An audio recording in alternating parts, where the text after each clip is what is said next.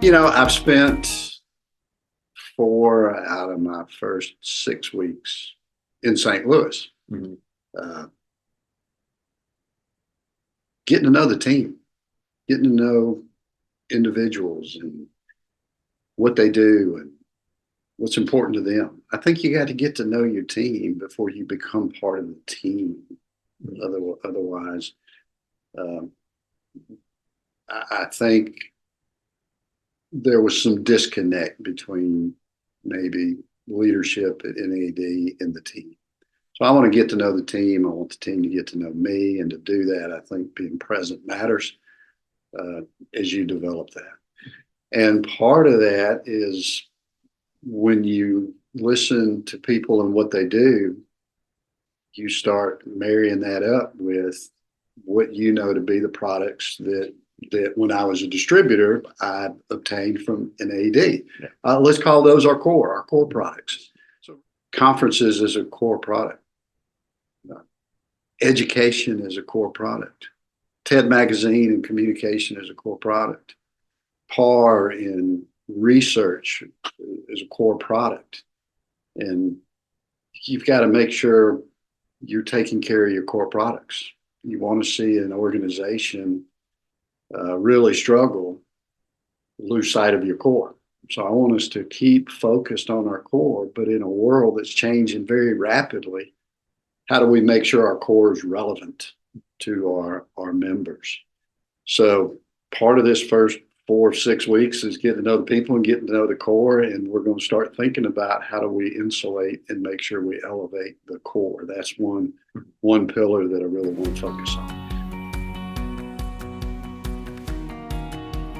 I've been involved in NAD for a while. I've been involved in strategic planning from a member standpoint. But internally, there's not a lot of strategic planning that I can find. So when I think about how do you tap into every mind we have, because every mind we have is interacting with our members on a daily basis.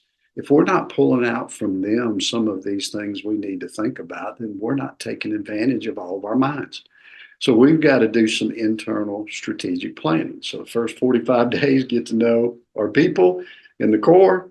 And the next 45 days, we've got a budget process. So we've been focused on doing our budget. We've got to present our budget.